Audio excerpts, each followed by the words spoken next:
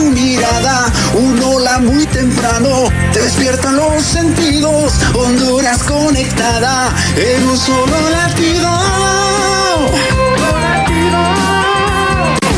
Información y diversión, hola Honduras.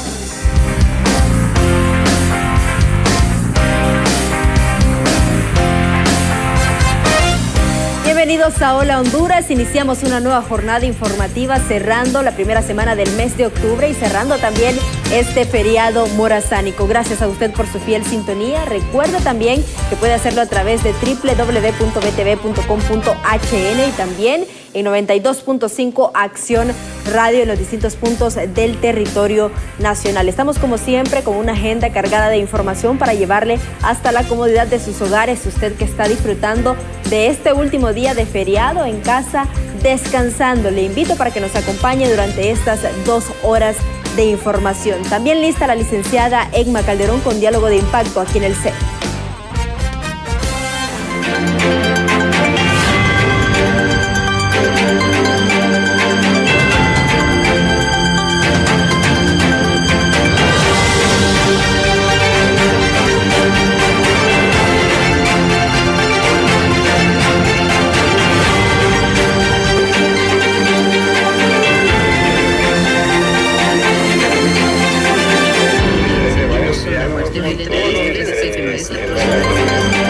Buenos días, gracias por estar con nosotros aquí en Diálogo de Impacto. Soy Egma Calderón y ya estamos listos para nuestro programa de hoy. Vamos a analizar un tema y conocer un tema que sí preocupa en el ambiente porque se ha especulado mucho sobre la desaparición o no de los juzgados anticorrupción. Pero antes veamos este preámbulo. Y es que todos sabemos que el 15 de febrero de este año asumió la nueva Corte Suprema de Justicia para un periodo de 2023-2030. Esta nueva Corte que fue electa por el Congreso Nacional. Se han realizado varios despidos, rotaciones y cambios. Y esto es parte de esta nueva administración. Pero también en junio se anunció la creación de nuevos órganos jurisdiccionales por parte de esta ente rector y administrador del Poder Judicial. ¿Y qué pasa? Pues los juzgados con competencia territorial nacional en materia penal y criminalidad y crimen organizado y corrupción fueron fusionados. Estamos viendo de que se fusionó los anticorrupción con el crimen organizado. ¿Por qué realmente las autoridades tomaron esta decisión? ¿Por qué se fusionó los juzgados en materia de corrupción con el crimen organizado? Justamente lo que vamos a develar, porque si recordamos, aquí tuvimos como invitado a la diputada Ligia Ramos y ella dijo con suma preocupación que la Corte estaba desarticulando los juzgados anticorrupción. Y ella dijo, no puedo callarme. Y nosotros, en aras de conocer la verdad y conocer de lo que está sucediendo, pues justamente tenemos aquí, invitada en estudio, a la abogada Yulisa Aguilar. Ella es magistrada de Corte de Apelaciones en materia de corrupción. Y yo le agradezco que esté con nosotros porque creo que como medio de comunicación es nuestra responsabilidad conocer las verdades y los diferentes puntos de vista de lo que está ocurriendo. Obviamente nos preocupa porque sabemos que somos un país con alto índice de violencia, 95% de impunidad, con un alto porcentaje de mora judicial. Entonces, la primera pregunta que se nos hace, ¿desaparecen los juzgados anticorrupción? Ya viene la CICI, ¿qué va a pasar?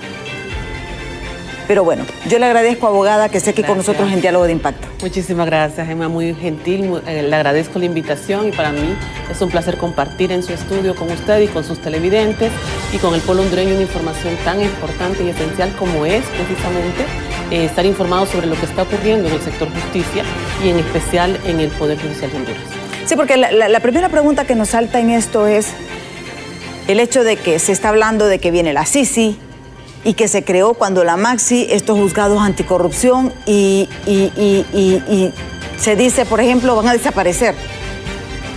¿Qué es lo que va a pasar en realidad? Para poner en contexto un poco el tema, es importante que tengamos claro que el Poder Judicial funciona con una planificación de largo plazo.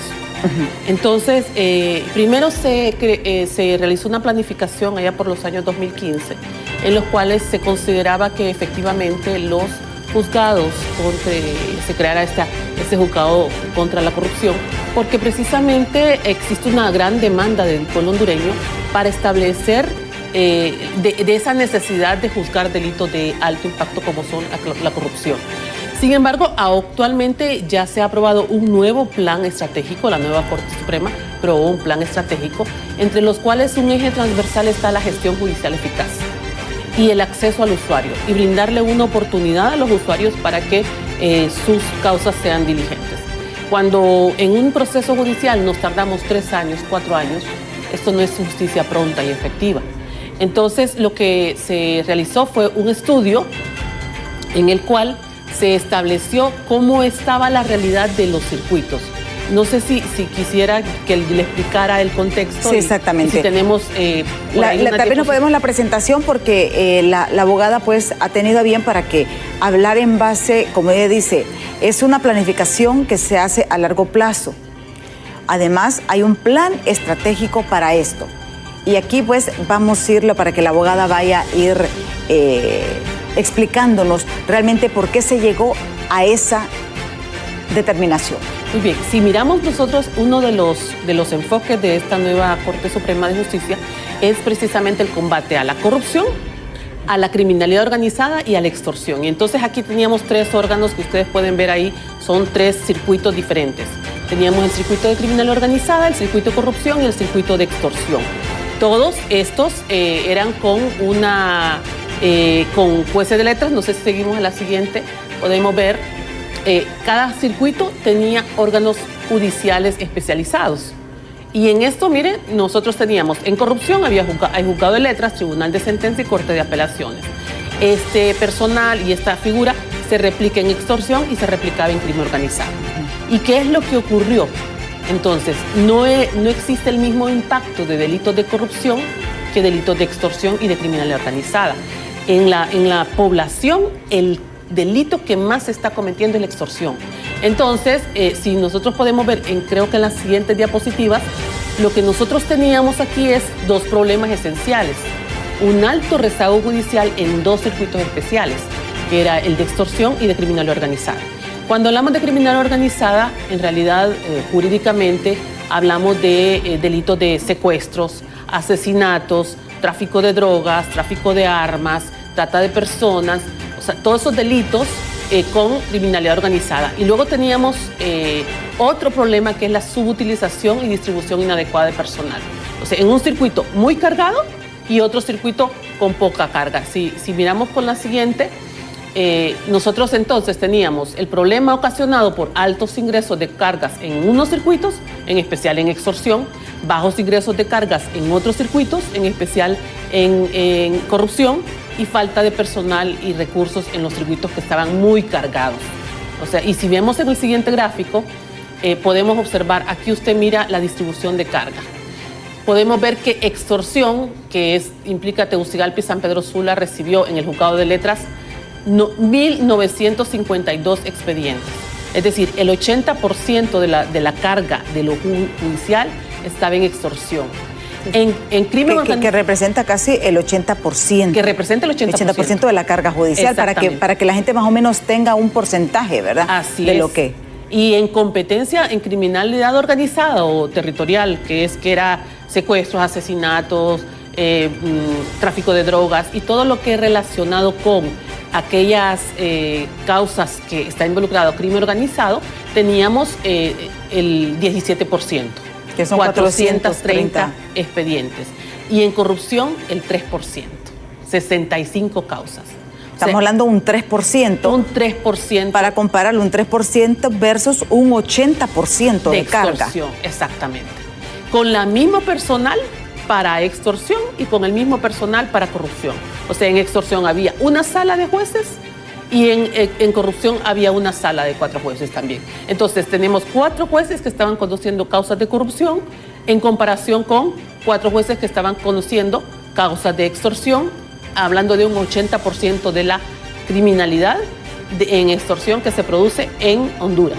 O sea, tenemos más incidencia de extorsión.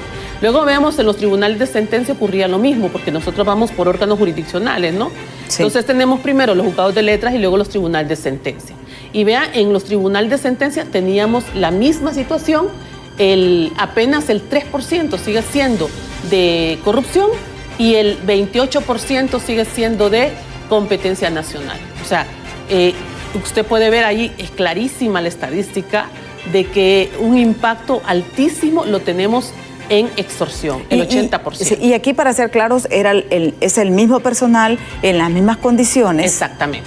Lo que sucede es que no se perseguían tan fuerte los delitos de corrupción. Exactamente. Entonces, pero si vemos en el caso de extorsión y el otro caso de crimen organizado, vemos crimen hay organizado más o menos, ¿verdad? Y más o menos, ¿verdad? Porque tampoco es que es un gran porcentaje. Sí. Pero sí la extorsión es el delito increíble, porque en este caso estamos viendo que la extorsión representa el 69%. En los tribunales de sentencia. En los tribunales de sentencia, ¿verdad? Sí. 69%. Los de crimen organizado, un 28%.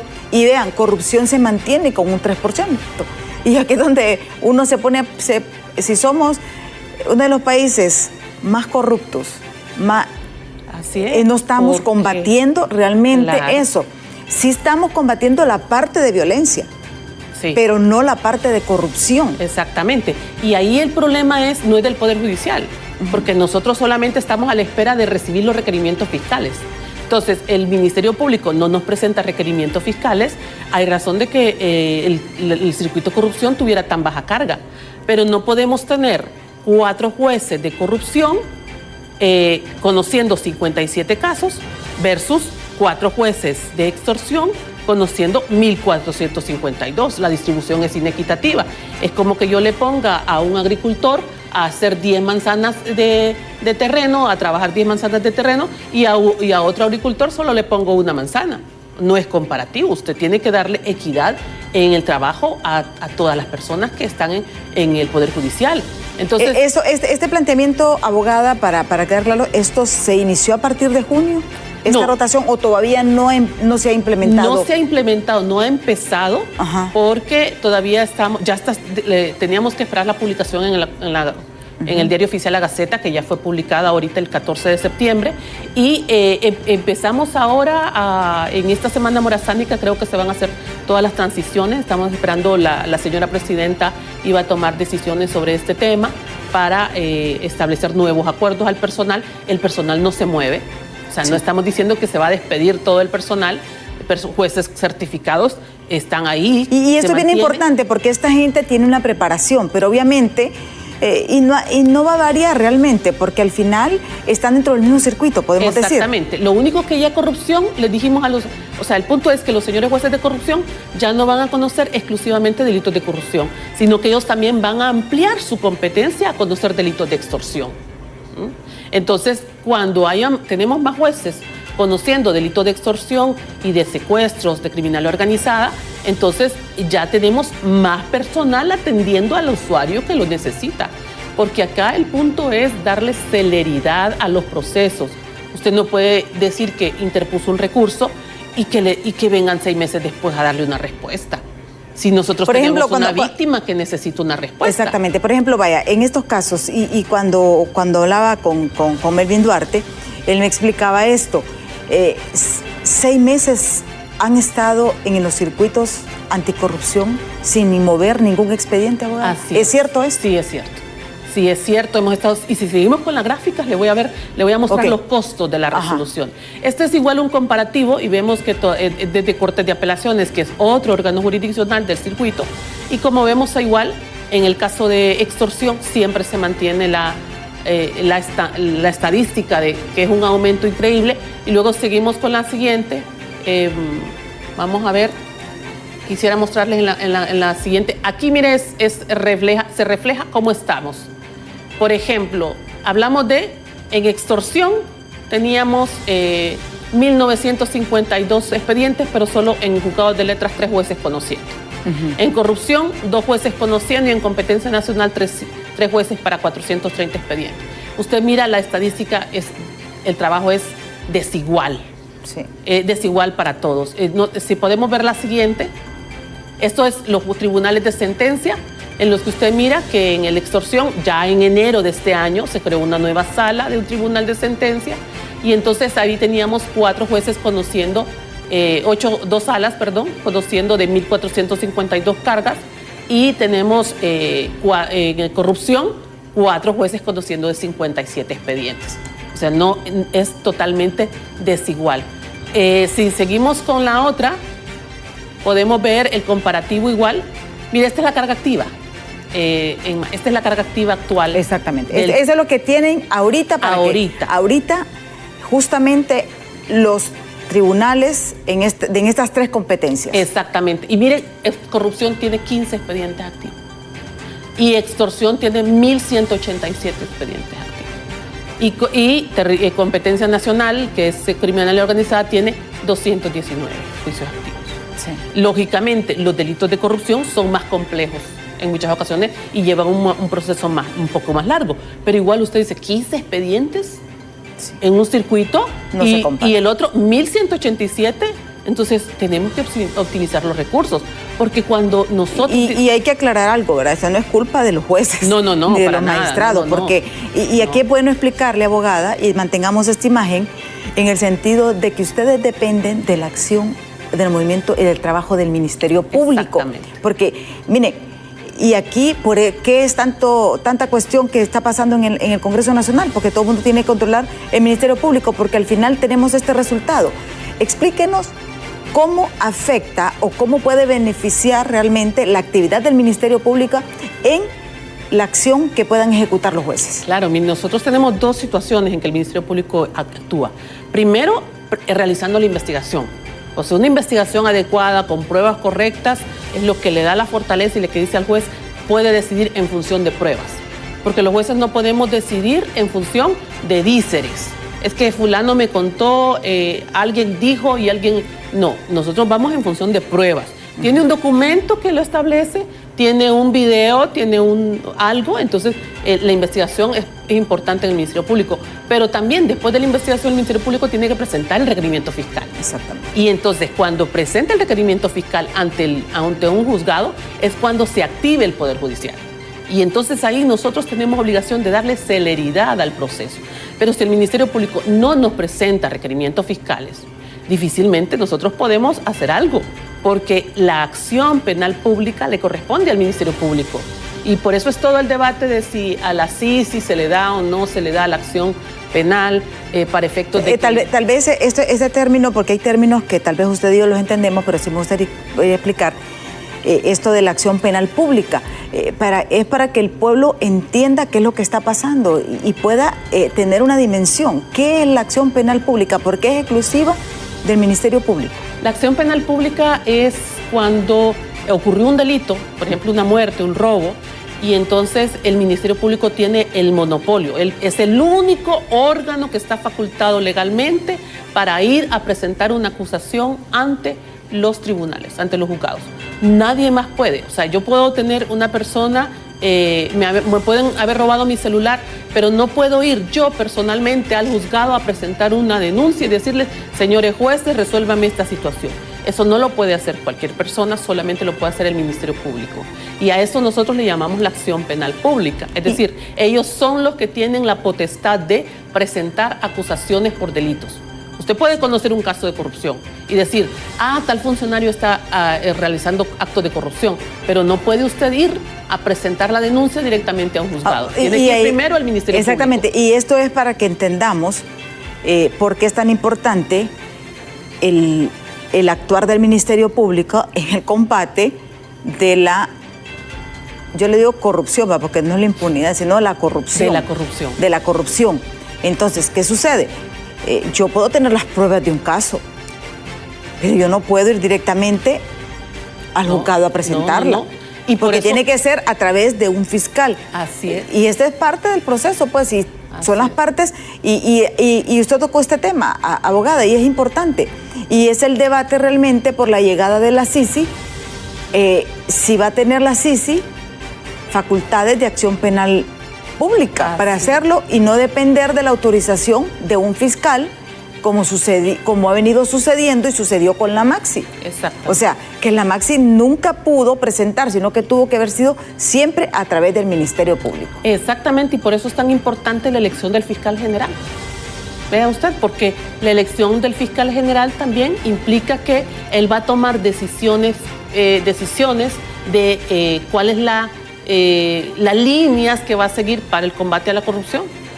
Él o ella van a tomar decisiones sobre cómo presentar los requerimientos fiscales o cuántos requerimientos fiscales.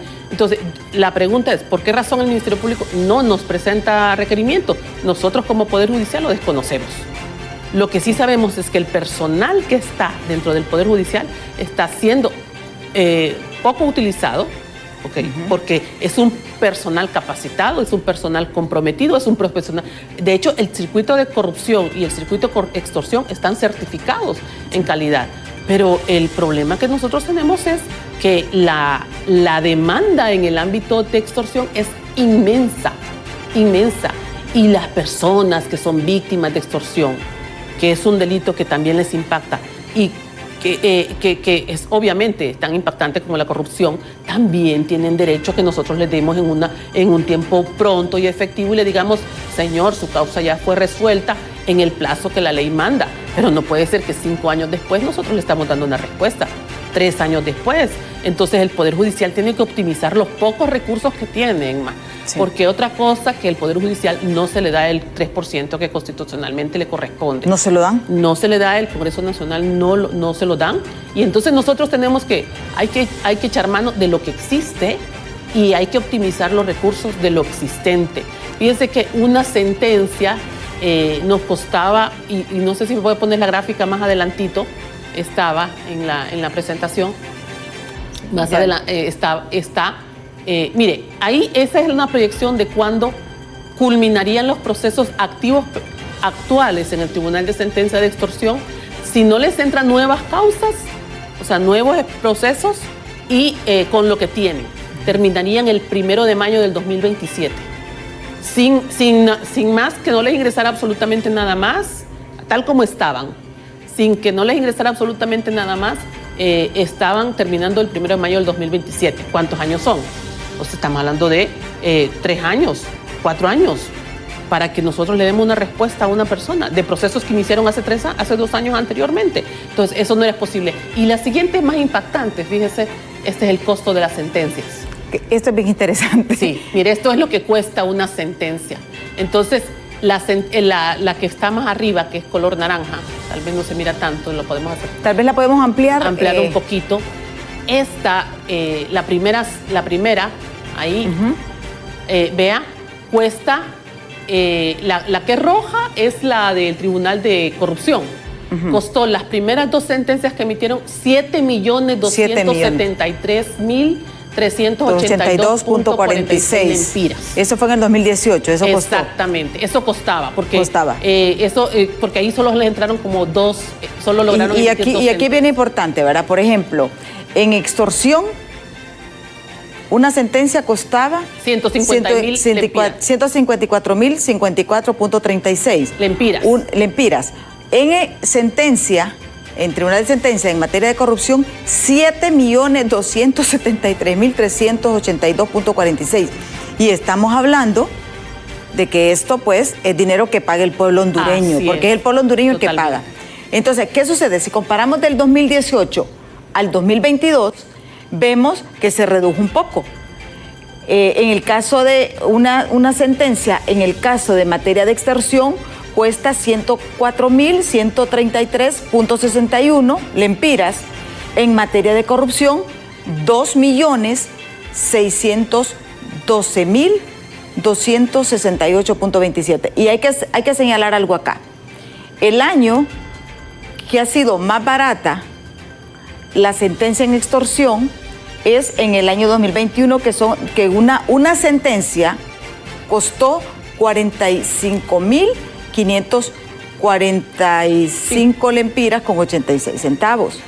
Y en materia de corrupción, la más barata sentencia que le ha costado a los hondureños es $551,000. 551,000. O sea, pero estamos hablando que, por ejemplo, en el 2018 una sentencia costaba 7 millones. 7 millones. 200 es más, y la cuestión es esto, ¿verdad?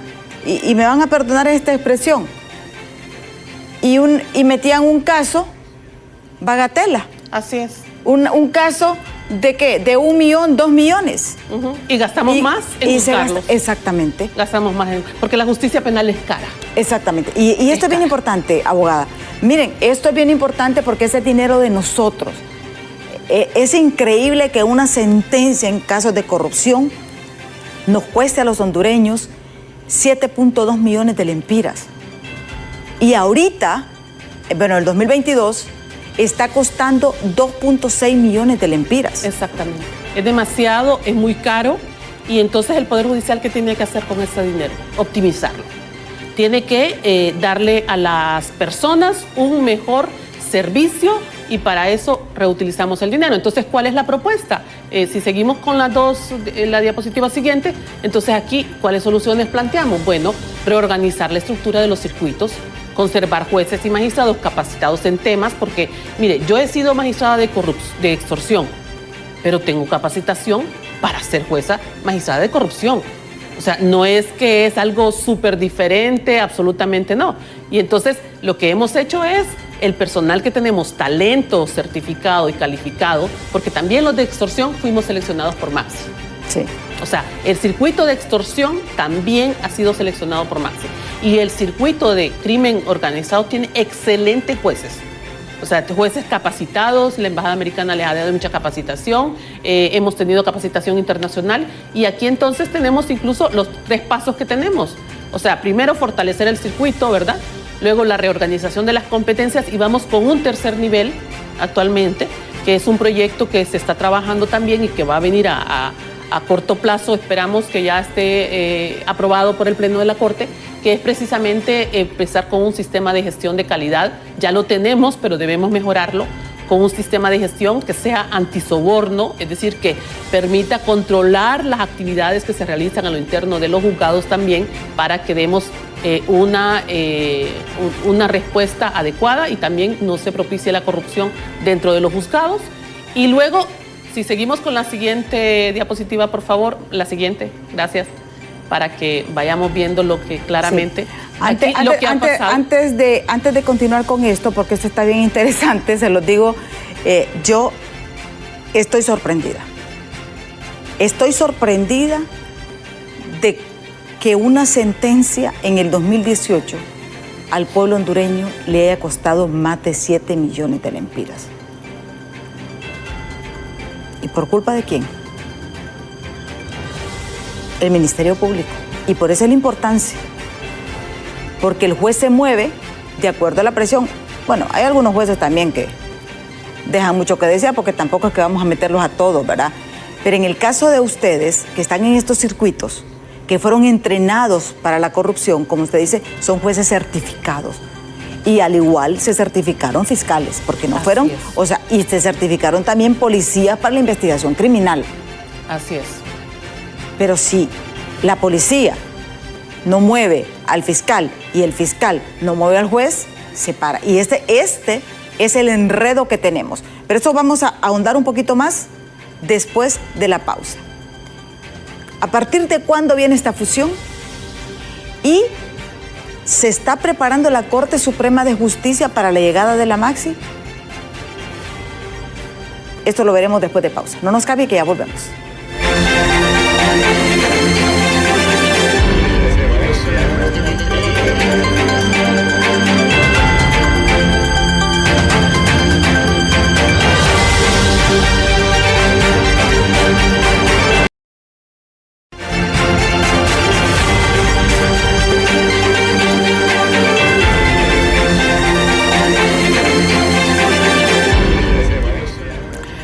Vean, y lo comentaba extracámara, estoy sorprendida, como dicen, anonadada,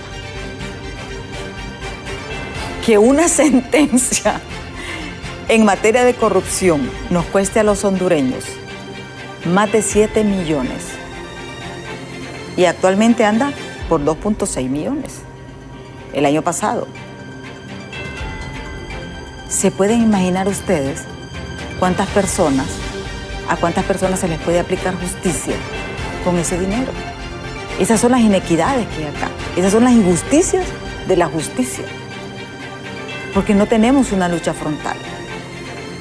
La abogada Yulisa Aguilar, pues que es magistrada de la Corte de Apelaciones en materia de corrupción, nos ha hecho esta presentación en el primer segmento y nos ha explicado por qué se tiene que fusionar. Solo 3% de la carga laboral son casos de corrupción. 3 casos, 3%. 80% extorsión.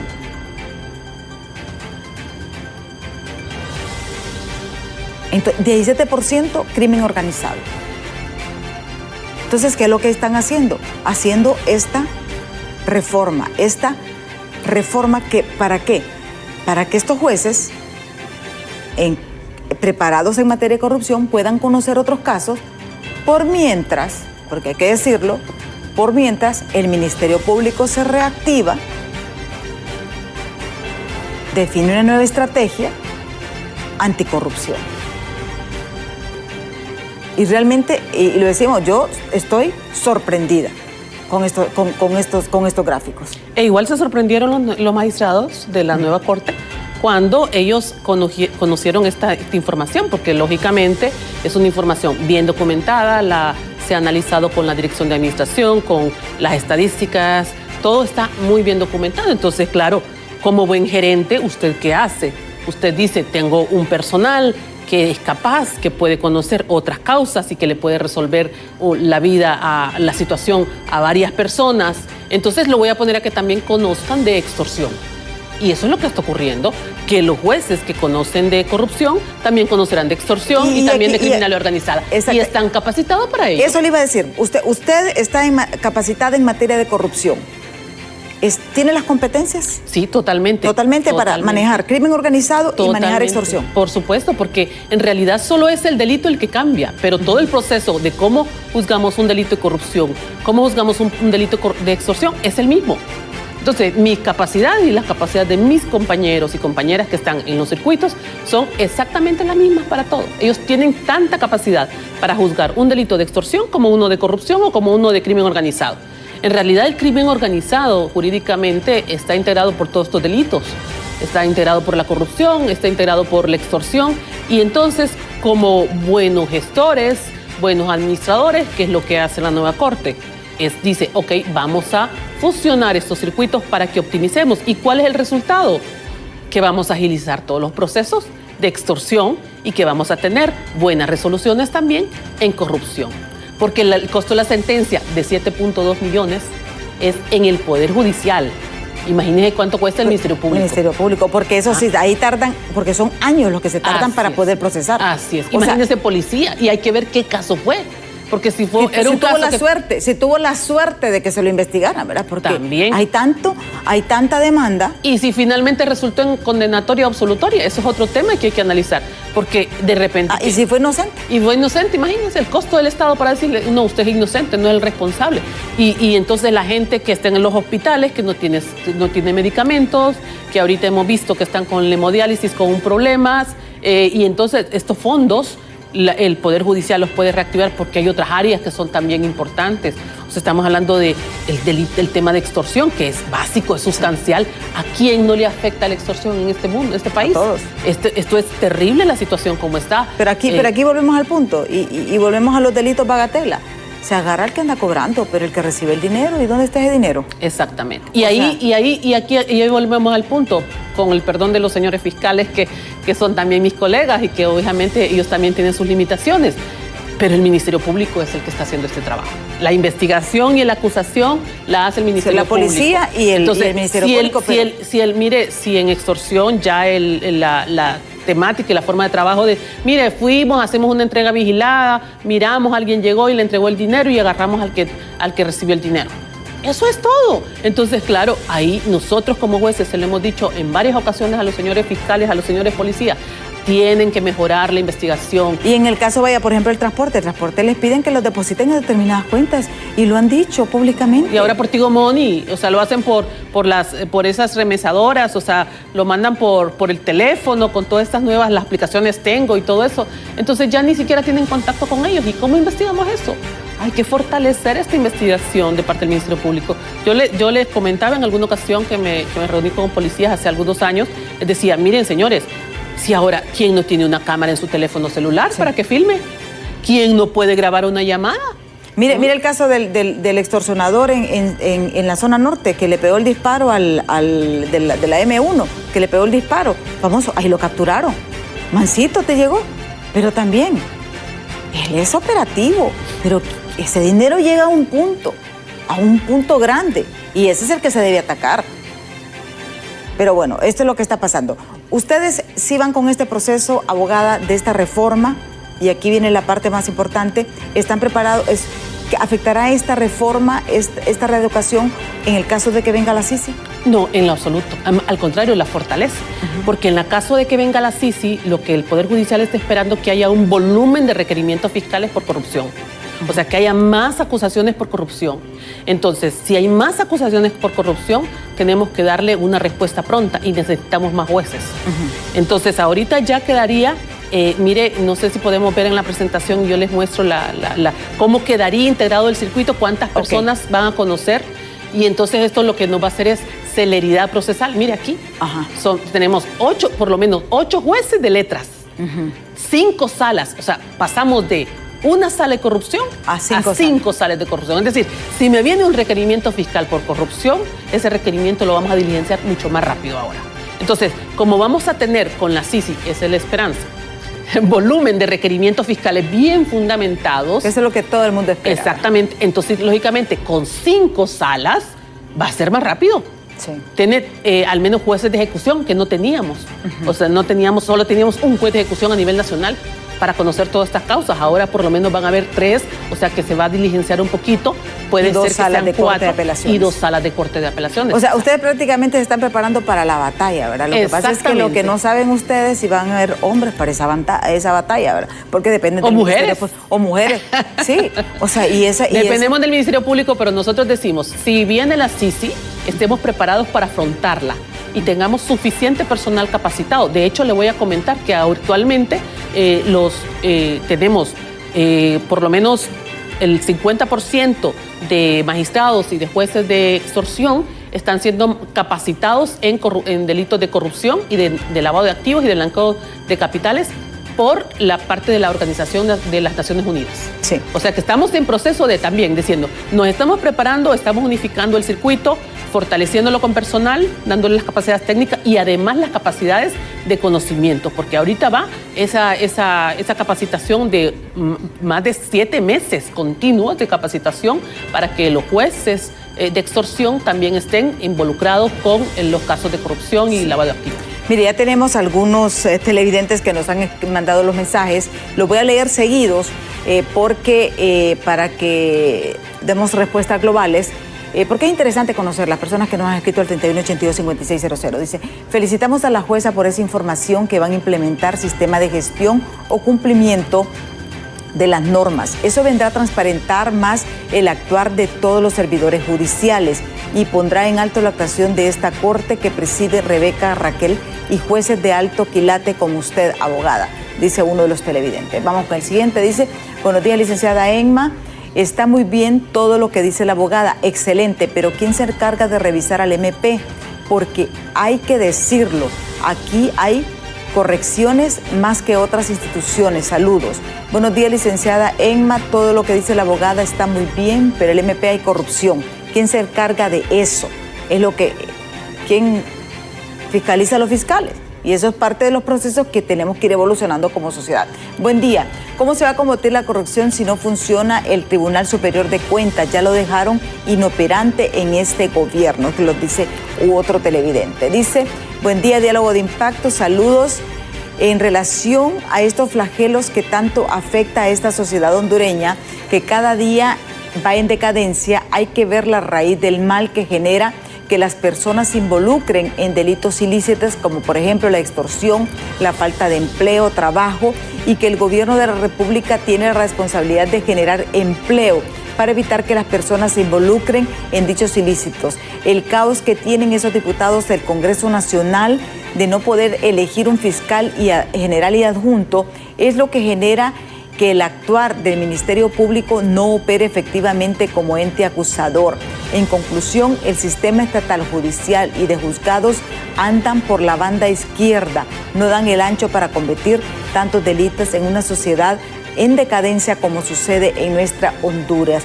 Que Dios nos ampare, nos dice este televidente. Mire, Lic, deben investigar ese personal de los juzgados anticorrupción. Yo sé que personas que en 5 años y almacenan fortunas, es lo que nos dice este otro televidente. Buenos días, licenciada Emma. El Ministerio Público ya dejó de ser para lo que en realidad se formó. Ahora es una mina de oro, y por lo que le voy a decir, que por ahí ahora se juegan millones de dinero defendiendo la corrupción. A eso se dedica el MP, porque no hay denuncias de corrupción, porque ellos mismos son corruptos. Y es la percepción de las personas. Si usted mire, están conscientes, y me gusta porque está consciente, porque eso se trata de medios como nosotros, BTV, de velar esto.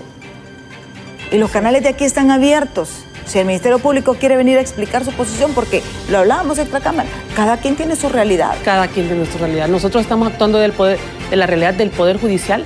Incluso le diré, con este sistema, precisamente estamos trabajando en ese proyecto de establecer una política, un sistema de gestión que anticorrupción, antisoborno, dentro de los mismos juzgados, ¿verdad? Porque también necesitamos darle a la población la información transparente de cómo estamos nosotros trabajando, el acceso a la jurisprudencia, a las resoluciones que estamos emitiendo.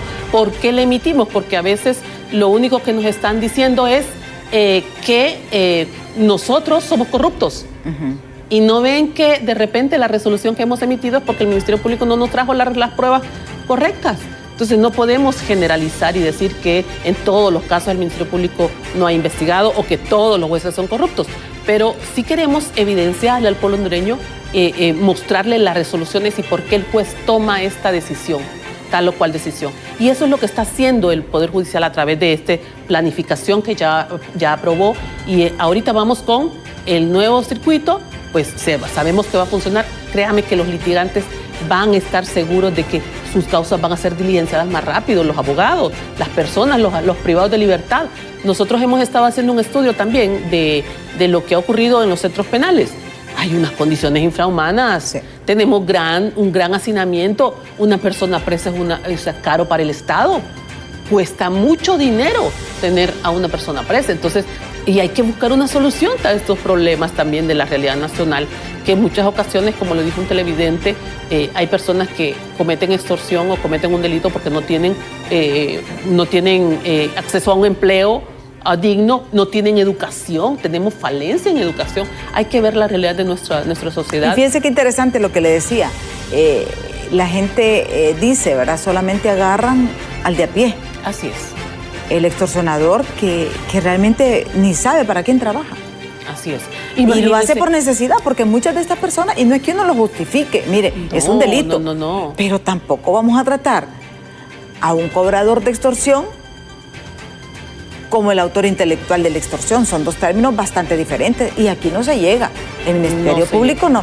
Está como los narcotraficantes gringos, ¿verdad? Nunca se sabe quiénes son. Se encuentran de todos los países del mundo. Y ustedes, para que vean también que, o sea, en Estados Unidos, ¿cuándo ha visto usted que alguien lo ha acusado, alguien grande ha sido acusado por narcotráfico? No. Que sea norteamericano. No. Todos son extranjeros. Absolutamente. Entonces esa misma réplica estamos haciendo nosotros.